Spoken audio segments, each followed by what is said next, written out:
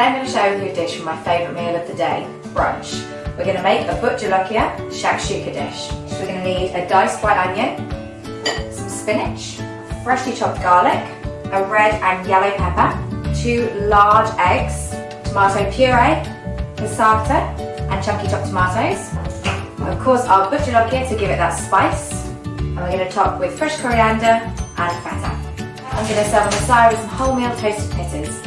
Start off with some oil and add your onions and your peppers. When you have nice soft peppers, add in your garlic and your tin of chopped tomatoes. Then a good helping of passata to make it really saucy. Then it's time for our Bhut Jolokia sauce. Add to taste because this bad boy is seriously hot. Wilt in your spinach. Use tomato puree to thicken your sauce and then simmer for 5 more minutes. Cooking time to this point will be 15 minutes and get your oven preheated ready for the next stage. Once that's done, I'm going to decant into 2 small dishes, but if you have an oven-proof pan, you can go straight from pan into oven. Make a well in the centre, then crack in your egg. Pop in the oven for 10 minutes on around 190 degrees. When 10 minutes is up, take out and crumble over your feta and pop back in the oven for the final 5. Don't forget your pittas too.